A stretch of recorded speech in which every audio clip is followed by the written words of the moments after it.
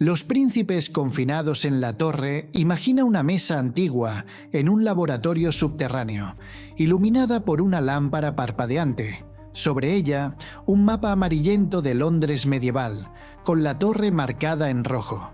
Según los archivos recuperados de Crónicas Reales, en 1483, dos jóvenes herederos al trono inglés, Eduardo V, de apenas 12 años, y su hermano Ricardo, de 9, fueron alojados en la Torre de Londres por orden de su tío, Ricardo, duque de Gloucester.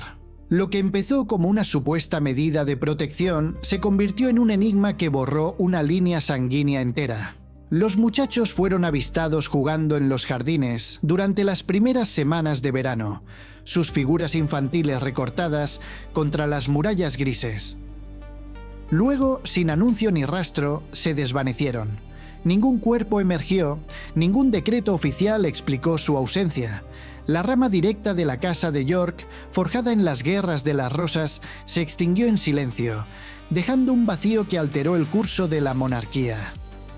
Desplegando un pergamino polvoriento en la pizarra, los informes indican que Eduardo IV, padre de los príncipes, falleció de forma inesperada en abril de 1483, designando a su hijo mayor como rey. Eduardo V Ricardo, nombrado Lord Protector, escoltó al niño a la capital y lo instaló en la torre, entonces una residencia real fortificada, no solo una prisión lúgubre.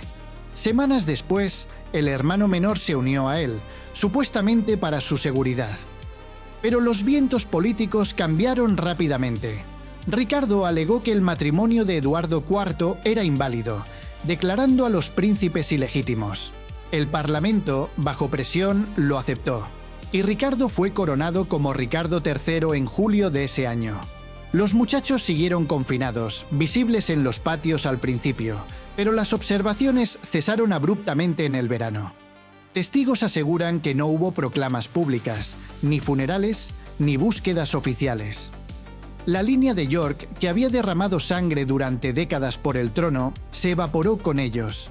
Cuando Ricardo III cayó en la batalla de Bosworth en 1485, no quedaban herederos legítimos para reclamar el legado. Este caso, como un expediente sellado que se abre con cautela, plantea interrogantes sobre lealtades traicionadas y verdades sepultadas. La torre, con sus sombras eternas, guarda silencio sobre el destino de aquellos príncipes, un borrón en los anales reales que invita a dudar de las narrativas oficiales. Los herederos Románov perdidos. En la penumbra de un archivo subterráneo, un mapa arrugado de Rusia se despliega sobre la mesa, marcado con rutas de escape y sitios de ejecución. Según informes confidenciales de la era soviética, en julio de 1918, el zar Nicolás II, su esposa Alejandra y sus 5 hijos fueron supuestamente ejecutados por bolcheviques en Ekaterimburgo. Sin embargo, cuando se excavó el lugar décadas después, en 1991, solo 9 de los 11 cuerpos emergieron. Faltaban Alexei, el heredero varón, y una de las hijas, posiblemente María o Anastasia. Durante años, impostores surgieron reclamando ser supervivientes, alimentando rumores de una línea sanguínea que eludió la masacre.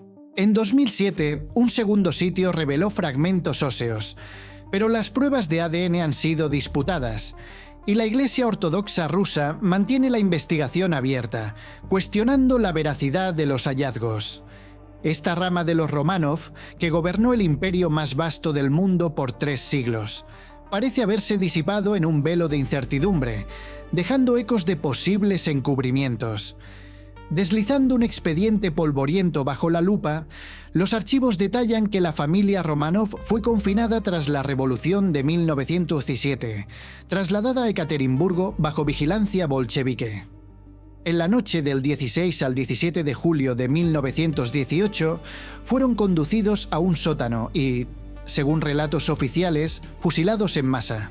Los cuerpos habrían sido desmembrados, quemados y disueltos en ácido para borrar evidencias.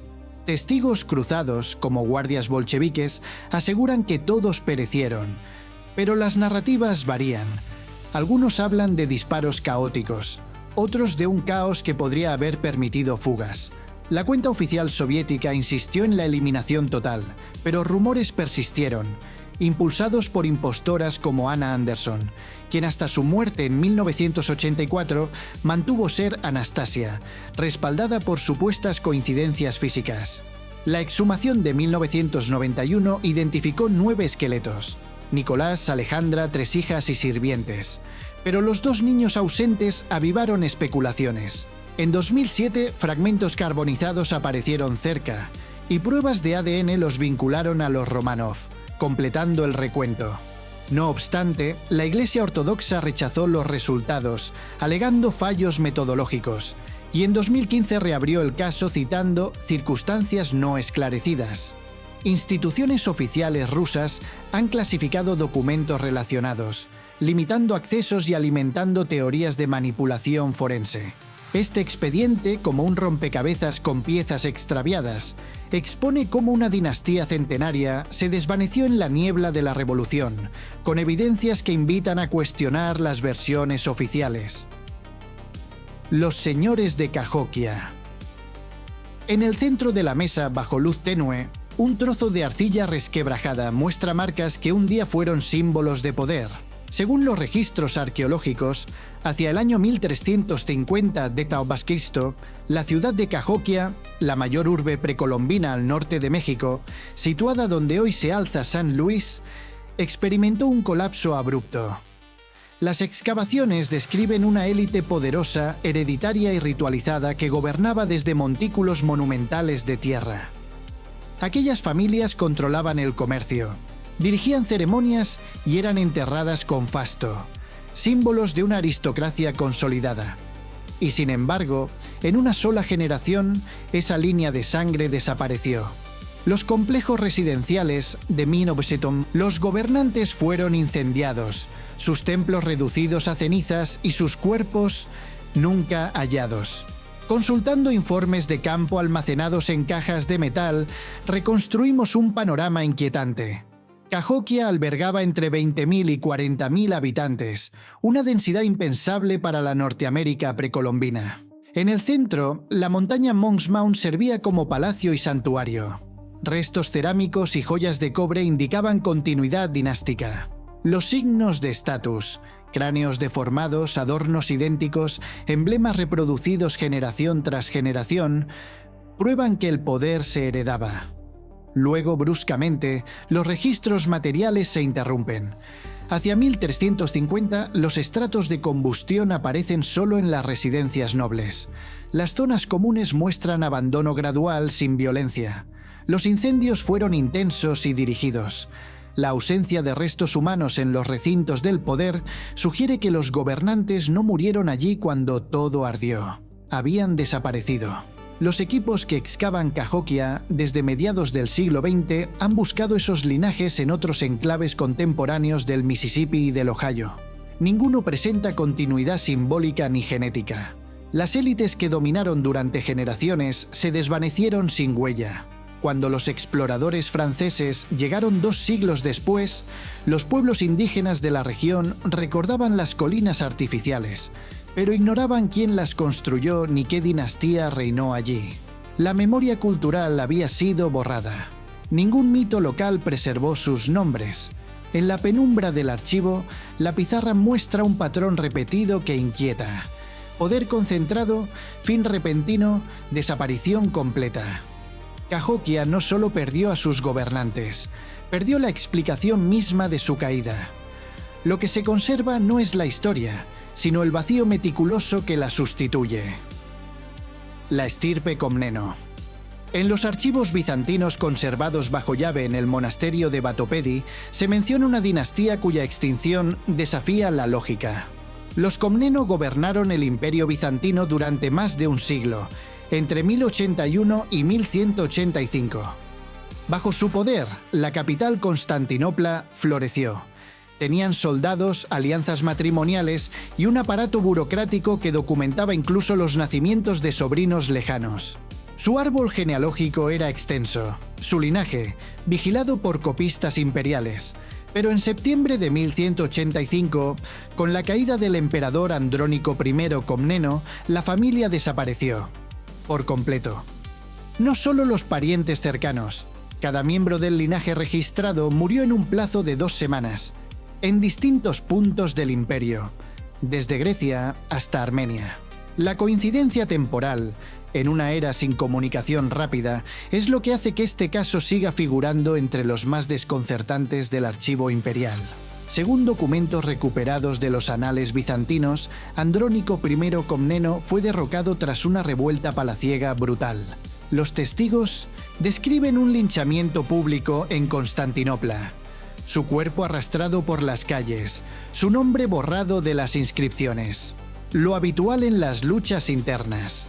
Lo insólito vino después, cuando el nuevo soberano, Isaac II Ángelo, envió emisarios a las provincias para contactar con posibles comnenos supervivientes.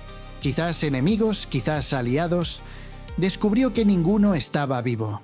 Los mensajes de respuesta informaban de muertes repentinas, algunos por fiebre, otros por accidentes inverosímiles, otros asesinados por bandidos. Todo en el mismo intervalo de días. No se halló conexión aparente, ni organización, ni conspiración detectable. Pero las fechas coinciden con precisión de reloj. El archivo militar registra 27 muertes documentadas entre el 8 y el 20 de septiembre de 1185. Familias enteras arrasadas sin motivo político aparente. Un comandante en Armenia caído en emboscada. Un gobernador en Grecia muerto por intoxicación alimentaria. Un monje en Trebisonda hallado sin vida en su celda. Los cronistas imperiales, perplejos, lo anotaron como limpieza celestial. Otros, más pragmáticos, lo tacharon de castigo providencial. A falta de explicación racional, el suceso quedó congelado en el tiempo. Un linaje real disuelto en cuestión de días. A la luz mortecina del laboratorio, los nombres de los comnenos resaltan en rojo sobre el mapa de Bizancio. Parpadean como constelaciones extintas. La genealogía mejor documentada del siglo XII fue aniquilada en 2 semanas, sin explicación verificable. Y el imperio, como si aceptara una maldición dinástica, nunca volvió a alcanzar la estabilidad que tuvo bajo su reinado. Los custodios de Paititi. Sobre la mesa, una carta amarillenta con sello real español conserva un rastro de obsesión. Los indios dicen haber un reino oculto en la selva, guardado por hombres de sangre real que prefieren morir antes que revelar su morada. Así comienza el misterio de los guardianes de Paititi. Según las crónicas coloniales del siglo XVI, tras la caída del último emperador inca en 1572, una línea paralela al trono habría sobrevivido en la selva amazónica. No eran guerreros ni nobles visibles, eran los custodios, descendientes del linaje real, encargados de proteger los tesoros y los secretos del imperio. Los españoles los buscaron con avidez, convencidos de que conocían la ubicación de la ciudad perdida de Paititi, pero cada vez que identificaban a uno, moría antes de confesar nada. Entre 1572 y 1610, la secuencia es sospechosamente exacta. 15 muertes, en lugares distintos, bajo causas dispares. Sin tortura reconocida, sin confesión alguna. La ubicación de Paititi murió con ellos. Los documentos de Pedro Sarmiento de Gamboa, cronista colonial y testigo indirecto, registran interrogatorios frustrados, guardianes que se negaban a hablar incluso bajo amenaza de muerte. Muchos murieron súbitamente, heridas autoinfligidas, fiebres repentinas o lo que los frailes describían como trances sin retorno. En 1574, uno de ellos fue hallado con la garganta cortada en su celda. En 1580, otro cayó desde una ladera durante una supuesta fuga. Ninguno reveló ubicación ni coordenadas. Los patrones se repiten como un mecanismo de protección ancestral. Cuando uno era apresado, el siguiente desaparecía o moría días después. No había coordinación visible, pero el silencio era absoluto y mortal. A comienzos del siglo XVII, los archivos coloniales dejan de mencionar nuevos guardianes. El último nombre registrado, un anciano sin descendencia, falleció en 1608. A partir de entonces, el secreto se disolvió en rumor. Las expediciones posteriores, desde los jesuitas del XVII Hasta aventureros del 20 persiguieron un espejismo en los mapas del Amazonas. Ninguna halló la supuesta ciudad, ni los rastros de la casta que la protegía. Los guardianes, si existieron, consiguieron su propósito: mantener fuera de alcance el corazón del antiguo imperio. Quizá la línea de sangre de los guardianes no se extinguió. Tal vez se replegó en la selva, a la espera de que el tiempo cubriera sus huellas. O quizá, como reza su última palabra registrada, protege el lugar, no la carne. Lo que moría no eran ellos, sino el acceso a un saber que el poder no debía poseer. La rama masculina Tudor. El sonido metálico de una pluma sobre pergamino resuena en el silencio del gabinete. En tinta desvaída se lee un deseo convertido en obsesión. Dios me conceda un heredero varón, o Inglaterra y mi nombre perecerán. La línea masculina de los Tudor, que ascendió con Enrique VIII en 1509, fue buscada, luchada y finalmente extinguida menos de medio siglo después. Una dinastía que rompió con Roma, ejecutó reinas y redefinió la fe inglesa. Todo para perpetuar una sangre que, al final, se agotó en sí misma. Los registros oficiales describen un patrón de esperanza y pérdida. Enrique VIII, joven, fuerte y dispuesto a construir un linaje eterno, contrajo 6 matrimonios, todos con el mismo propósito: producir un hijo legítimo. Catalina de Aragón le dio una hija, María, pero sus múltiples partos fallidos lo empujaron a romper con el papado, creando la Iglesia de Inglaterra para anular su matrimonio. Jane Seymour, su tercera esposa, logró el milagro de un heredero: Eduardo, nacido en 1537, pero murió días después del parto. El niño fue coronado Eduardo VI tras la muerte de su padre en 1547. Tenía solo 9 años.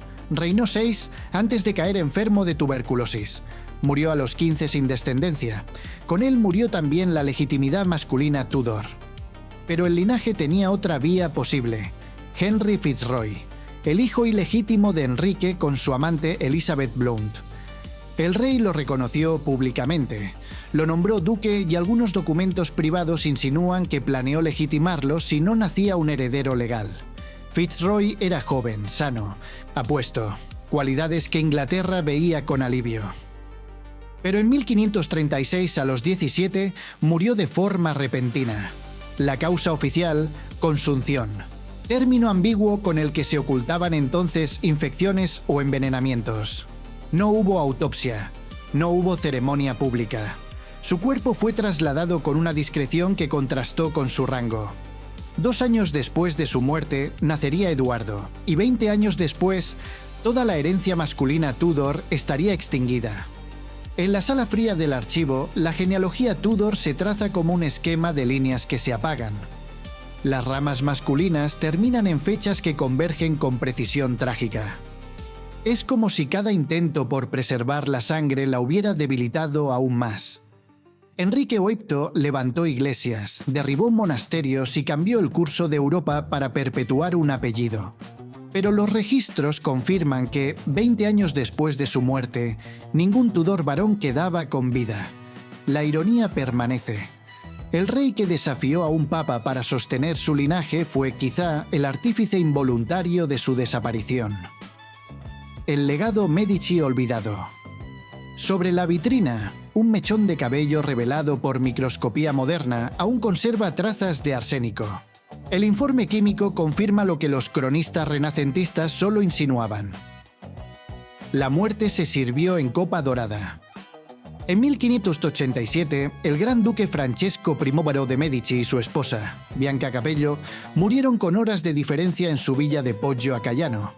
La versión oficial habló de malaria, pero el patrón posterior, una cadena de muertes selectivas entre los descendientes y allegados del duque, sugiere un plan minucioso de erradicación familiar.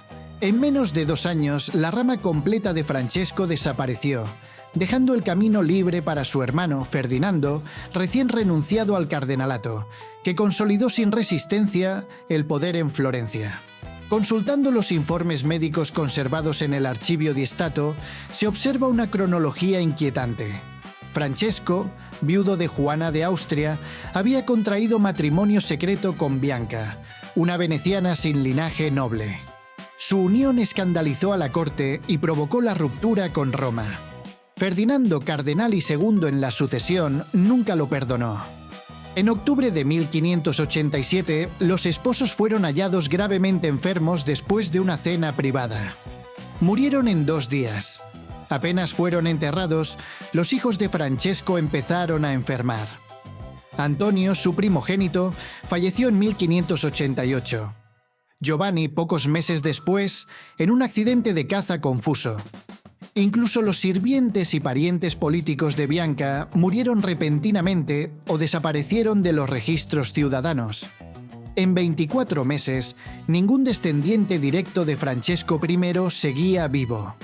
4 siglos después, los análisis forenses realizados sobre restos capilares del Gran Duque y de Bianca arrojaron niveles altísimos de arsénico.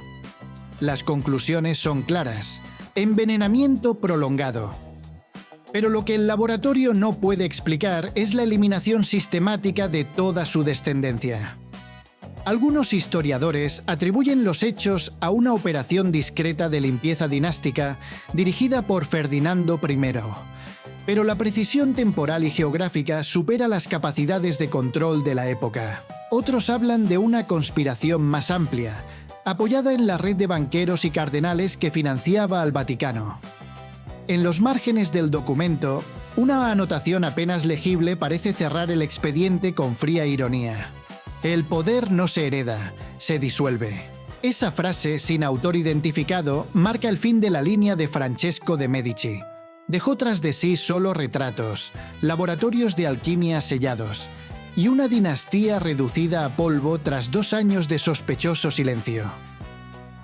Los imanes de los asesinos. En la penumbra del laboratorio, los mapas de Persia del siglo XIII están cubiertos de anotaciones en tinta roja. Aldeas arrasadas, fortalezas destruidas, nombres borrados. Entre ellos un símbolo recurrente. Una media luna trazada sobre la montaña de Alamut. Era el corazón del orden de los Hashishin, los asesinos. Una secta secreta chií fundada en 1090 por Hassan y Sabah. Su poder no se basaba solo en el miedo, sino en la genealogía. Los imanes que lideraban la orden afirmaban descender directamente de la línea de Ismael, rama sagrada del Islam chií. Esa sangre legitimaba su autoridad, daba cohesión al culto y les confería un aura de invulnerabilidad. Pero cuando los mongoles conquistaron Alamut en 1256, no se conformaron con destruir la fortaleza. Su objetivo, registrado en crónicas árabes y chinas, fue más preciso, más inquietante: erradicar cada gota de esa sangre. Los informes contemporáneos atribuyen la orden a Hulagu Jan, hermano de Kublai Jan y ejecutor de las campañas mongolas en Oriente Medio.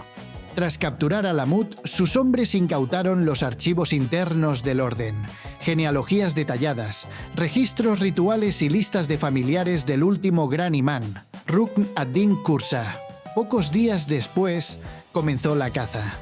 Escuadrones enviados con nombres y localizaciones exactas recorrieron aldeas remotas, identificando y ejecutando a descendientes directos o lejanos del linaje del imán. Las fuentes describen la precisión escalofriante con la que actuaron. Hombres, mujeres y niños citados por nombre propio, ejecutados en el acto. No se trató de una represión común, sino de la sistematización de un exterminio genealógico. En apenas 5 años, entre 1256 y 1261, la totalidad de los descendientes documentados había desaparecido. Lo anómalo no es la violencia mongola, habitual en sus conquistas, sino la obsesión por una familia concreta.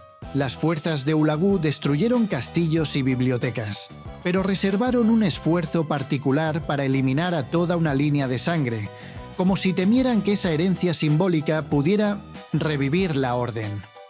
Algunos textos persas posteriores, considerados apócrifos, sugieren que los mongoles creían que la sangre del imán transmitía un secreto del conocimiento invisible, una fórmula o doctrina peligrosa para sus dominadores.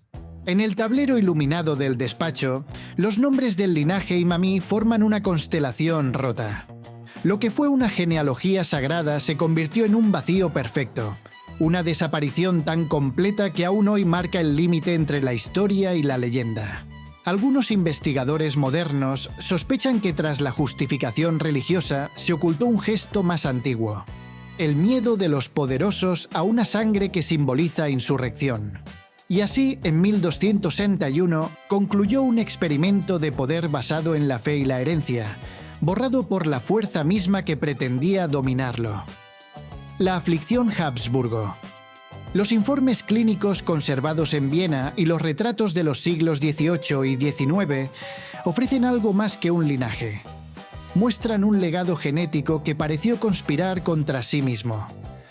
La Casa de Habsburgo, poder dinástico que gobernó sobre Europa durante más de 6 siglos, fue célebre por su política de matrimonios internos. Pero una rama descendiente directa del emperador Leopoldo II desarrolló una anomalía paralizante que acabó con todos sus miembros en apenas una generación. El fenómeno no fue político ni violento, sino biológico. Una maldición hereditaria que los documentos denominan la aflicción. A comienzos del siglo XIX, varios descendientes de Leopoldo II, nietos e hijos de su hijo menor, el arzobispo Antón Víctor de Austria, comenzaron a mostrar un patrón idéntico. En sus 30, los afectados sufrían un cambio de personalidad progresivo: ansiedad, paranoia y alucinaciones. Luego, catatonia y muerte en cuestión de meses. El fenómeno se repitió con regularidad clínica. A lo largo de 2 décadas, cada uno de los 17 descendientes identificados murió tras el mismo proceso. Los informes familiares hablan de fiebres cerebrales o debilidad nerviosa, eufemismos que encubrían un deterioro mental devastador. En 1820, la rama estaba extinta. Los registros médicos fueron deliberadamente ambiguos. La familia, consciente del escándalo que supondría admitir una enfermedad hereditaria, impuso el silencio. Sin embargo, un cuaderno del médico imperial, hallado mucho más tarde, contiene una observación reveladora. Los síntomas se transmiten con exactitud entre generaciones, lo que sugiere una alteración interna e incorregible de la sangre.